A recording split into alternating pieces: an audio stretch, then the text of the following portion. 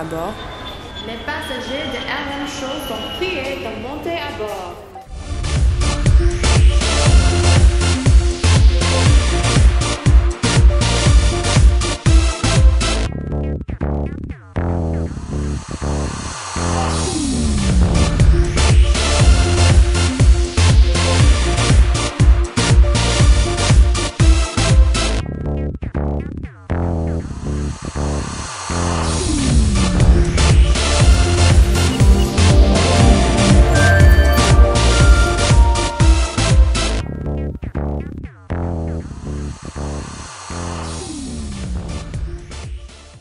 Bonjour les amis, ici Roger Muntou de la Voix de l'Amérique, service francophone dans RM Show.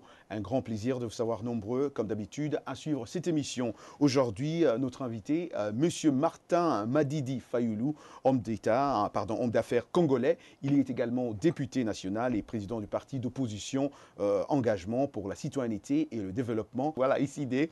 Il a fréquenté l'université Paris 12, où il a obtenu une maîtrise en économie générale, l'Institut supérieur de gestion de Paris, ainsi que le European University of America à San Francisco, c'est ça, en Californie, où il a obtenu son MBA. Alors, Monsieur Martin Fayulu a effectué une carrière longue de près de 20 années au sein du premier groupe pétrolier mondial, le géant américain ExxonMobil.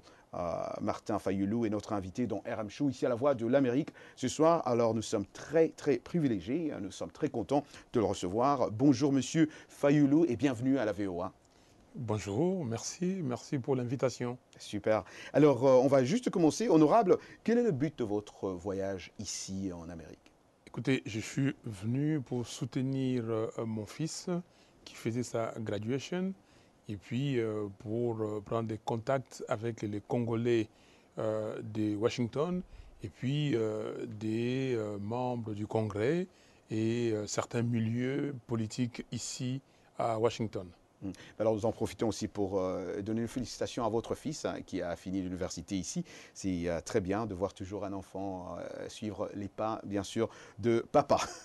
Alors, parlant de ces démarches où vous êtes venu voir les autorités américaines, pourquoi exactement?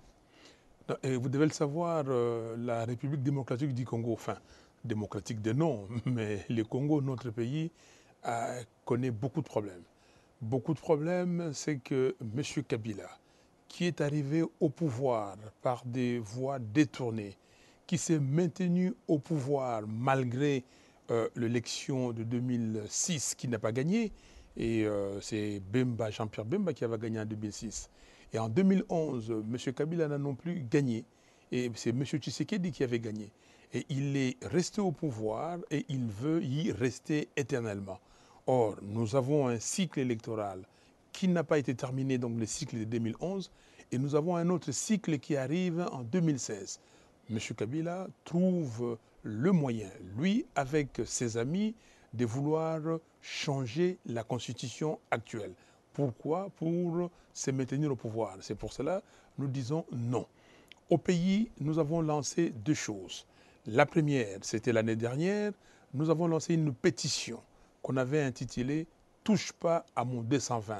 Le 220, c'est l'article de la Constitution qui dit qu'un président de la République ne peut faire qu'un mandat et renouvelable une seule fois. Donc 2 mandats au total. Et cet article-là, nous avons trouvé que M. Kabila et les siens voulaient le changer.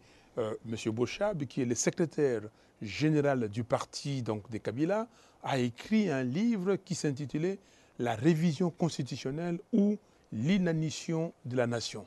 Donc, quand nous avons appris donc, la sortie de ces livres et nous avons lu les livres et nous avons compris que M. Bochab voulait qu'on révise la Constitution, qu'on révise cet article ou tous les articles verrouillés de la Constitution. Nous avons lancé une pétition, touche pas à mon 220, pas de présidence à vie en République démocratique du Congo. Et ça, c'est SID qui l'a lancé. Ça, c'est SID est membre d'un regroupement politique qui s'appelle les FAC, Forces acquises au changement, dont je suis le coordonnateur. Donc les FAC ont lancé cette campagne de pétition et nous avons compris que M. Kabila et les siens ont commencé à faire marche arrière. Mais arrivé au mois de septembre-octobre, il a envoyé ses délégués, notamment M. Minakou, sur une station de radio pour dire que M. Kabila respectera la Constitution. Mais dans des termes très vagues. Mais M. Kabila partira le jour où il y aura élection dans ces pays. Mais qu'est-ce que ça veut dire? Donc, ils ont voulu utiliser la jurisprudence des sénateurs actuels, des députés provinciaux actuels et des gouverneurs de province. Toutes ces trois catégories ont été élues en janvier 2007 pour un mandat de 5 ans. Leur terme est terminé depuis 2012, mais jusqu'à aujourd'hui, ils sont au pouvoir. Donc, Kabila, Minakou et tous ces mondes-là voulaient dire que M. Kabila partira le jour où il y aura élection. Donc, dans leur tête, ils devraient tout faire pour qu'en 2016, il n'y ait pas élection présidentielle. Donc, nous avons vu cela et nous avons multiplié des déclarations, nous avons multiplié des conférences pour barrer la route à ces messieurs. Et en continuant, voilà qu'est-ce qu'ils ont fait. Ils ont trouvé quelqu'un, un des leurs, un membre de la mouvance kabiliste, pour ne pas les nommer, M. Malou Malou. Ils l'ont placé à la tête de la Commission électorale nationale indépendante. Cette commission, c'est quelqu'un de la société civile qui devait la présider. Et c'était l'Église catholique qui devait envoyer quelqu'un. M. Malou Malou a usurpé le droit de l'Église catholique. Parce que l'Église catholique ne l'a pas envoyé. Et l'Église catholique a dit clairement qu'il n'a pas envoyé M. Malou Malou, il avait envoyé quelqu'un d'autre qui était un laïc catholique. Parce que l'Église a dit à tous ceux qui avaient un rôle des prélats, des sacerdoces, de ne pas briguer ces postes-là. M. Malou Malou est parti parce que M. Kabila les voulait et avec son lobby, il a pris cette position. Donc, c'est pour ça que vous avez marché à Lemba, n'est-ce pas, contre M. Malou Malou. Je crois avoir vu une vidéo de vous. Tout à fait. C'est pour cela Malou Malou dégage, je crois. C'est pour cela que nous avons lancé une campagne, une pétition pour demander à M. Malou Malou de démissionner de la CENI. Et nous l'avons intitulée, donc, cette pétition, Malou Malou dégage de la CENI. Donc aujourd'hui, nous avons récolté 54 192 signatures que nous avons remis à M. Malou Malou et au président de l'Assemblée nationale, M. Minakou, pour leur dire que la population, le peuple congolais, par cette fraction-là, a demandé la démission de Malou Malou. Pourquoi la démission? Parce que pour partir ou quitter ses fonctions de membre du bureau de la CENI, il y a 8 conditions. Dans ces 8 conditions, je peux vous donner les 4 majeures. C'est 1, décès, quelqu'un est décédé, donc il part. 2, l'acceptation d'un poste qui est incompatible au poste du président de la CENI. 3, l'empêchement. Quand on est empêché, on est condamné par la justice. 4, la démission. Donc, nous avons utilisé la démission en se disant que M. Malou Malou, vous n'êtes pas crédible. Vous avez organisé les élections en 2006 et vous avez vu, vous avez proclamé les résultats dans une église sous la protection des chars de combat, sous la protection de l'armée, sous la protection de l'effort, sous la protection de la MONUSCO et tout ça, ce n'est pas crédible, vous devez partir. Monsieur Malou Malou, vous n'êtes qu'un agent, un conseiller à M. Kabila et donc vous ne pouvez pas être neutre. Votre neutralité est remise en question, donc vous devez partir. Et nous avons lancé cette pétition et nous sommes dans ces processus. Nous avons remis les signatures à M. Malou Malou devant les ambassadeurs et devant M. Kobler, l'envoyé spécial ou le représentant du secrétaire général des Nations Unies. Donc, et nous attendons que M. Malou Malou démissionne. S'il ne démissionne pas, nous allons amorcer des actions pour le faire partir. Honorable Fayulu, le secrétaire d'État américain Kerry a exhorté le président Kabila à ne pas briguer un 3e mandat. Et vous parlez, n'est-ce pas, aussi de la Constitution, mais vos impressions, est-ce que vous croyez que le président Kabila se portera toujours candidat malgré ces exhortations de la part du secrétaire d'État américain? M. Kabila a multiplié des actions pour être candidat. Donc, je vous ai parlé des livres de son secrétaire général de son parti, M. Bouchab. Je vous ai parlé de l'émission radiodiffusée de M. Minakou. Je ne vous ai pas parlé encore, mais vous devez savoir qu'il a organisé une réunion à Kingakati, dans sa ferme privée, avec tous ses membres.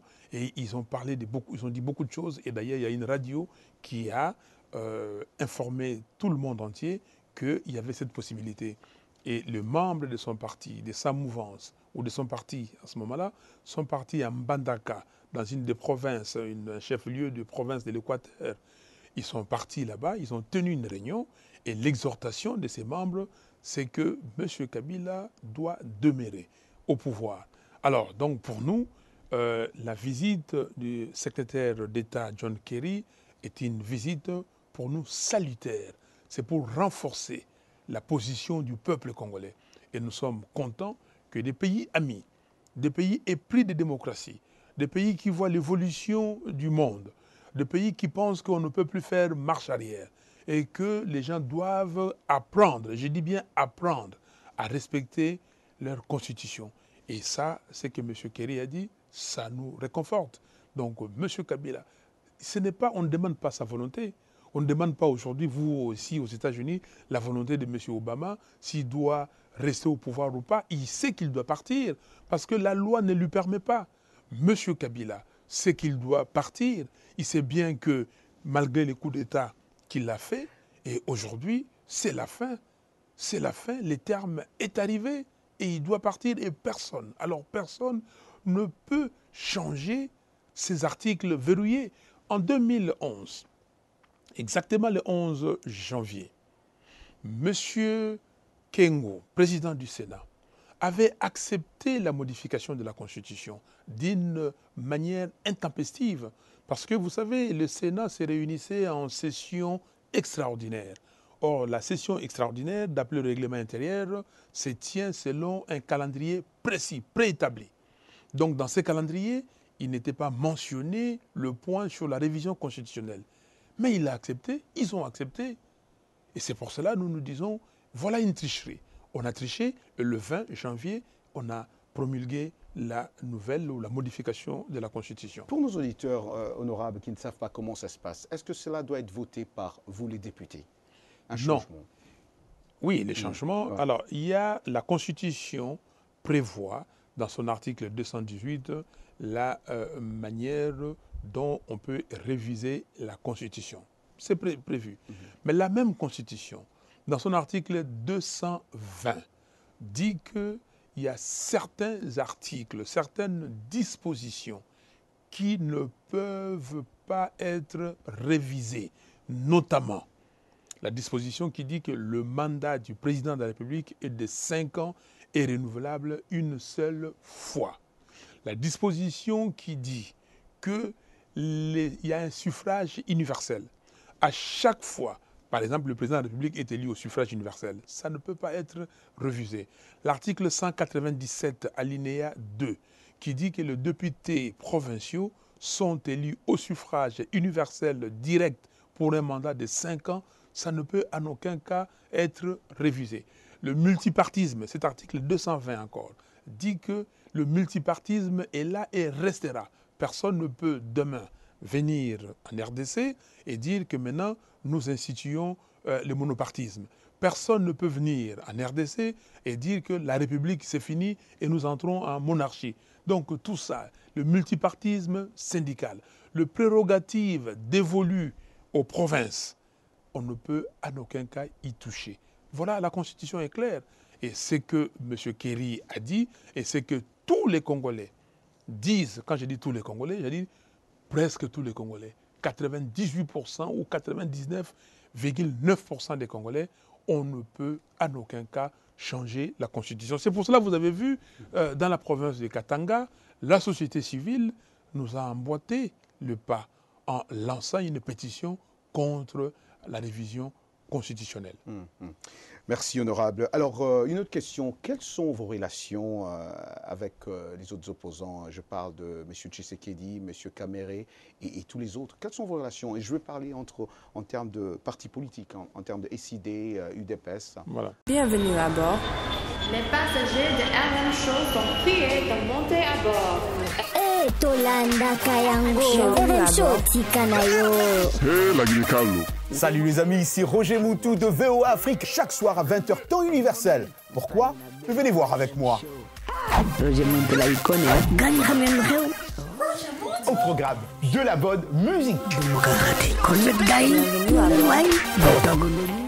Des sujets débats socioculturels. L'interaction avec nos auditeurs en Afrique et partout dans le monde. RM Show, c'est notre communauté. RM Show, c'est chaque soir à 20h temps universel sur VOA Afrique. Peace Africa!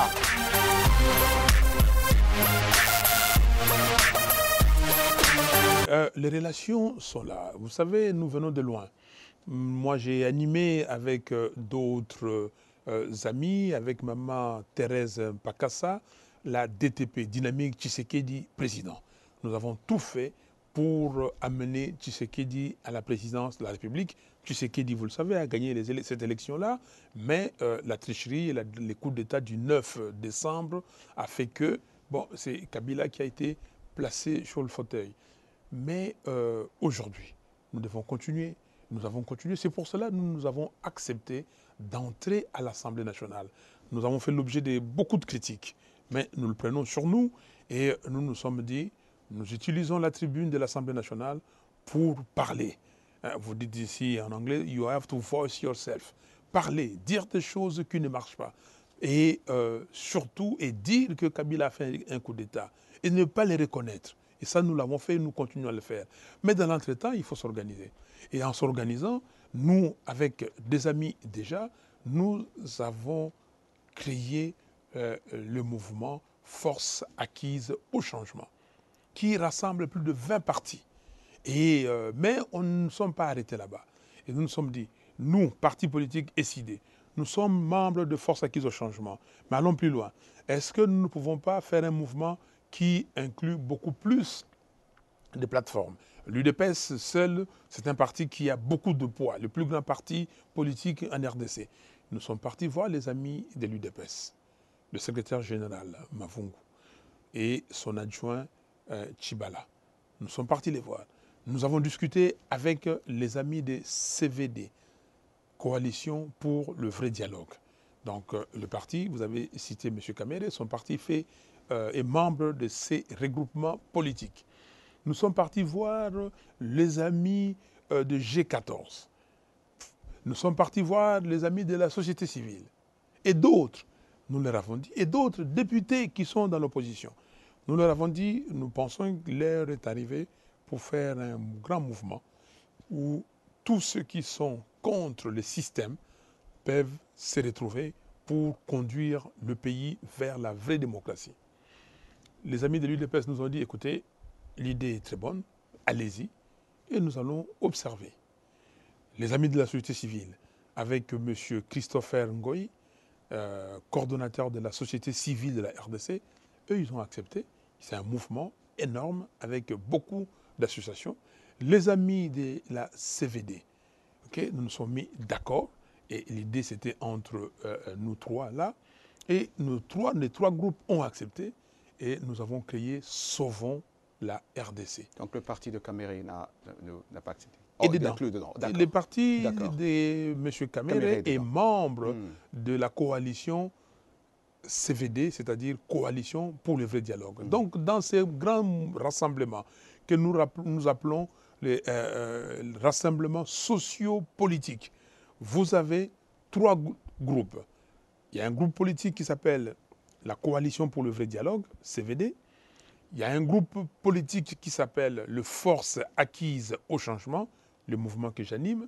Et il y a un groupe social, donc la société civile de la RDC que Christopher Ngoï anime. Mais est-ce que tous ces groupes-là, c'est bien de créer ce groupe-là, mais est-ce qu'il y a quelque chose de tangible? Est-ce qu'il y a quelque chose qui s'est fait? Est-ce que ces mouvements vraiment travaillent? Est-ce que le peuple voit un changement dans tout ça? Mais tout à fait. La pétition dont on vient de parler, Maluma le dégage, a été lancée par Sauvons la RDC. Nous étions tous sur les terrains pour faire signer la pétition et nous avons contacté nos membres à travers le pays pour faire signer la pétition. Ça, c'est tangible et les gens ont vu. Nous organisons des points de presse. Les gens ont vu. Nous avons organisé, et ce qui est plus important, la première convention de Sauvons la RDC. Okay? Du 30 mars au 2 avril, nous avons organisé cette convention que tout le monde a vue. Et cette convention est arrivée avec 59 résolutions pertinentes. La première que tout le monde sait, et comme l'a dit M. Kerry, pas de changement de constitution, pas non plus de révision de la constitution. Résolution numéro 15. Malou Malou doit partir de la CENI. Résolution numéro 18.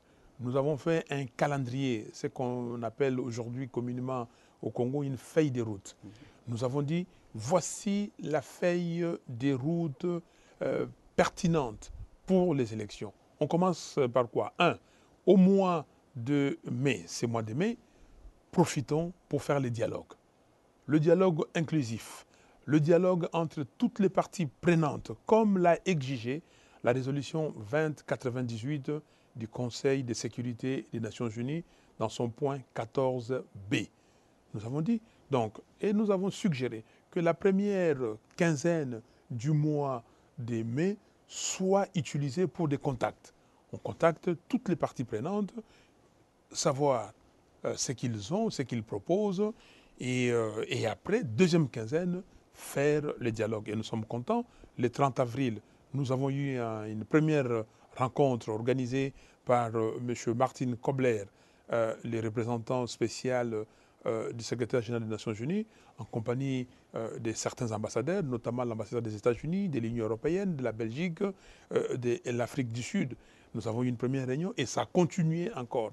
Lundi, il y a 10 jours, j'ai eu, donc mon groupe, une réunion tête-à-tête avec la MONUSCO pour continuer. Donc nous nous avons proposé que la première quinzaine soit mise à profit pour des contacts. Et puis la deuxième quinzaine, nous faisons le dialogue. J'espère que ça va se faire. Parce que le dialogue, il n'y a rien d'autre que le dialogue qui peut nous amener à un compromis. On dit un compromis, pas une compromission, mais un compromis pour aller de l'avant. Ça, c'est le premier point du calendrier. Deuxième point du calendrier, nous devons nous mettre d'accord au cours de ces dialogues qu'il y ait un audit du fichier électoral. C'est-à-dire? C'est-à-dire, les électeurs doivent voter. Les électeurs, leur nom se trouve dans un registre. Mais il y a des gens qui ont des cartes d'électeurs, ils doivent être électeurs, ils peuvent élire des députés, des sénateurs, et ainsi de suite, le président de la République. Mais ils ne savent pas si leur nom se trouve sur le registre, sur la liste. Parce qu'en 2011, les gens sont partis voter. Nombreux n'ont pas pu voter parce que leur nom ne se retrouvait pas sur des listes électorales. Donc c'est pour cela que nous nous disons qu'il faut un audit. Tenez, un exemple très simple.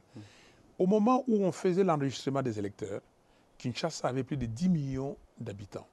Kinshasa, c'est une ville qui a moins de 10 000 km². Donc, Kinshasa a produit seulement 3 400 000 électeurs. Je donne un chiffre arrondi. 3 400 000 électeurs.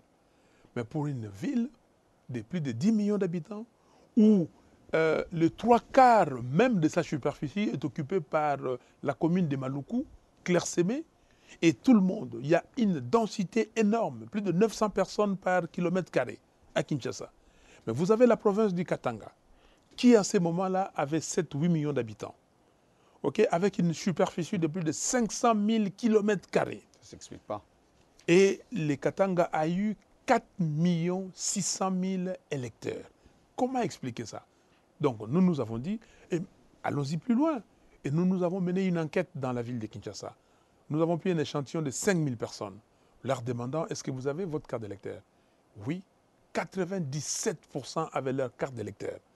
Alors, si 97%. 97% avaient leur carte d'électeur, mais comment, si vous prenez la population en âge de voter et vous appliquez ces taux-là, vous ne pouvez pas avoir 3 300 000 ou 3 400 000.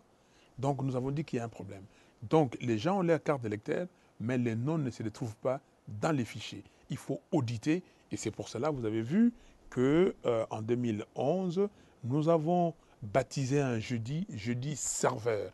Et nous allions voir M. Ngoï Mulunda pour lui dire qu'il faut l'audit du fichier électoral. Et nous lui avons soumis les 10 préalables de l'opposition avant l'organisation des élections. Et le premier préalable, c'était l'audit du fichier électoral. Et d'ailleurs, toutes les missions d'observation qui sont venues pour observer les élections de novembre 2011, la mission d'observation de l'Union européenne, la mission du Centre Carter, l'INELIT, la Ligue des électeurs, et les Renault Sec, c'est des missions locales. L'Église catholique, des missions locales. Toutes ont dit le préalable maintenant pour aller à une prochaine élection ou aux prochaines élections, il faut auditer ces fichiers électoraux. Et M. Malumalo ne veut pas. Oh, il ne veut pas faire il ça. ne veut pas. C'est pour ça que nous disons, deuxième point, dans notre feuille de route, il faut qu'il y ait audit du fichier électoral au deuxième semestre 2014, là où nous sommes. Et après, premier trimestre 2015, il faut qu'il y ait élection provinciale, c'est-à-dire élection des députés provinciaux et élection des gouverneurs des provinces, et puis élection sénatoriale. Comme ça, on aura bouclé le cycle électoral de 2011. Les élections locales, municipales et urbaines doivent être purement et simplement reportées à plus tard que 2017. Donc, il faut d'abord attendre. Donc, quatrième point dans le chronogramme, c'est que élections présidentielles et élections législatives nationales doivent avoir lieu au plus tard septembre 2016 pour que le résultat soit proclamé Bien avant. Et que le 15, au moins, il y ait proclamation définitive et le 19, le 20, il y ait passation, le 19 passation et le 20, le nouveau président prête serment. Voilà une feuille de route très claire, très compréhensive, qui va réduire... Est-ce que cette feuille de route est aussi acceptée par vos collègues? Pardon. Ah oui, mais la feuille de route est acceptée par tout le monde. D'ailleurs, nous nous réjouissons parce que la société civile vient de publier sa feuille de route qui reprend exactement notre feuille de route, qui dit qu'il n'est pas possible d'organiser les élections locales, municipales et urbaines avant 2016. Il y a plusieurs raisons, mais je crois que ce n'est pas l'objet de l'émission. On pourra revenir. Donc, mais ce que vous devez comprendre, M. Malumalo a inscrit en priorité les élections locales. Pourquoi? Parce qu'il sait d'abord que le fichier électoral n'est pas compatible pour une élection locale, pour des élections locales. Il le sait.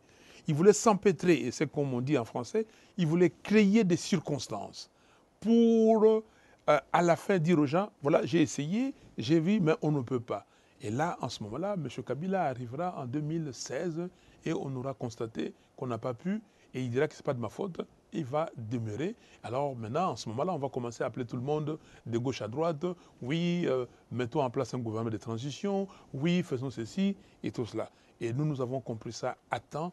Et c'est pour ça que nous disons, M. Malumalo, c'est un monsieur qu'on utilise et nous n'avons pas besoin de lui parce que lui, il n'a pas besoin de la République.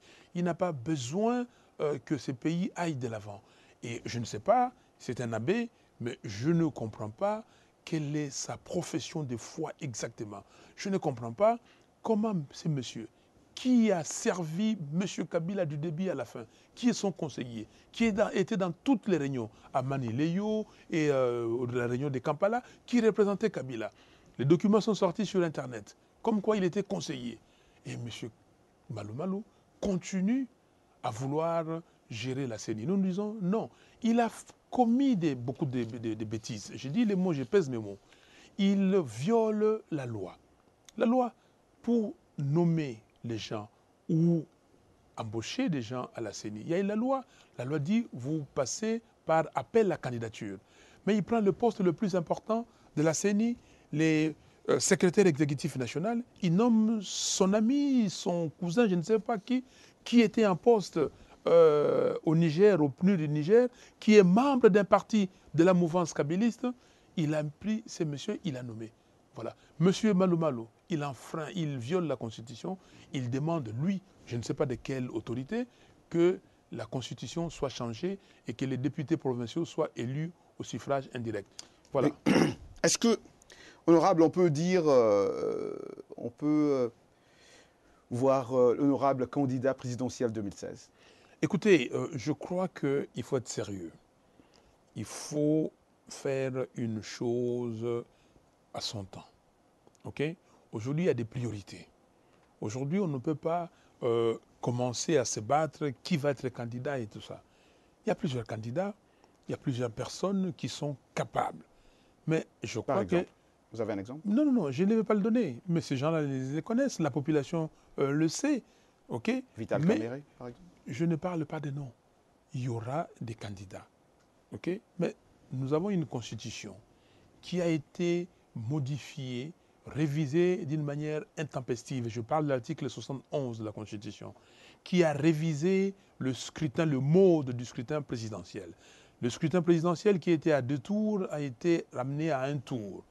Donc, je pense que nous serons suffisamment responsables pour que tous ceux qui ont des ambitions, à un moment donné, se mettent autour d'une table pour dire qui est le meilleur d'entre nous. Le meilleur d'entre nous, peut-être c'est plus difficile à déterminer, mais qui a plus de chances? Parce que vous, personnellement, vous n'allez pas poser la candidature? Je n'ai pas dit ça. Ou pas encore? Je n'ai pas dit ça. Encore décidé. Non, je dis que il faut faire chaque chose à son temps et quand il le faut. Aujourd'hui, la priorité, c'est 1, de respecter la Constitution, 2, que Malou Malou doit dégager pour avoir une commission électorale nationale indépendante, réellement indépendante, neutre, qui va nous conduire vers les élections crédibles, des élections transparentes. Et viendra le temps où les gens vont se déterminer. Je suis coordonnateur d'un grand mouvement politique. Le mouvement va se déterminer. Donc chaque chose à son temps. Chaque chose à son temps. Donc on ne peut pas faire des choses à la va-vite ou des choses sans calculer. Et parce qu'il y a des gens qui veulent qu'on s'embrouille dès à présent. On dit tel est candidat, tel autre candidat. Et alors comme ça, on commence simplement à se focaliser sur la candidature. Or, aujourd'hui, il y a autre chose. Ouais. Merci, honorable. Alors, une dernière question, parce que le temps nous presse déjà là. Les musiciens congolais, je n'ai pas posé cette question, et certaines autorités ne peuvent plus se promener librement à l'étranger. Je ne vous apprends rien. En tant que député, qu'est-ce que cela vous dit aujourd'hui? Pourquoi aujourd'hui nous voyons des musiciens et des autorités congolaises qui vont en Europe, qui se disent, et ils disent clairement, on ne peut pas se promener librement dans notre communauté, dans la diaspora, comme c'était dans le temps. Et ça devient un problème congolais, comme on peut le dire. Qu'est-ce que ça vous dit en tant qu'honorable et aussi en tant que président de SID? Mais en tant que citoyen congolais tout court, ce n'est pas une génération spontanée. Et je crois que chacun de nous doit prendre ses responsabilités. Et quand les frères et sœurs vivant à l'extérieur du pays prennent leurs responsabilités, je crois qu'ils ont donné des raisons. Et je crois que ces phénomènes, ce n'est pas un phénomène définitif. Ils ont demandé certaines choses. Il y a des préalables. Qu'est-ce qu'ils veulent? Ils veulent que la démocratie s'installe dans notre pays. Mais si on instaure la démocratie réelle, est-ce qu'on aura encore ces phénomènes? Donc moi, je crois que c'est question de responsabilité. Les frères et sœurs ont pris leurs responsabilités. Ils savent ce qu'ils font. Je ne suis pas, moi, d'accord qu'on brutalise les gens, mais je ne pense pas qu'eux, ils brutalisent les gens pour brutaliser les gens. Je pense que quand le musicien Jubin Piana avait voulu aller jouer au Zénith ou je ne sais pas à Bercy, les Congolais de l'Europe lui ont dit « Monsieur, ne venez pas ». Je crois qu'il y a eu des échanges. Pourquoi ils ont dit ça? Il dit que le pays est en crise. Et que, qu'est-ce que vous véhiculez comme message? Vous qui êtes là, vous politiciens qui êtes là, qu'est-ce que vous véhiculez comme message? Quel est votre rôle dans la consolidation de la démocratie? C'est ce qu'il demande. Et moi, je crois que nous devons tous être responsables et chacun doit prendre ses responsabilités et jouer sa partition. Honorable, merci d'être venu nous voir encore une fois ici à la Voix de l'Amérique. Espérons de vous revoir encore une fois. Nous savons que vous êtes très très occupé ici aux États-Unis, mais vraiment on vous dit merci pour votre temps. C'est moi qui vous remercie pour l'invitation. Merci beaucoup. C'était Roger Muntu ici à la Voix de l'Amérique avec l'honorable Fayulu qui est passé nous voir. Et on vous dit, comme d'habitude, so long. Et bon voyage, madame. Tout de suite sur la Voix de l'Amérique. Avion Wenekiti RM Show. Tolanda Kayango. RM Show Tikanayo. Écoutez VOA Afrique au Congo-Brazzaville. Suivez-nous sur la Voix de l'Amérique en FM à Brazzaville sur la 104.3.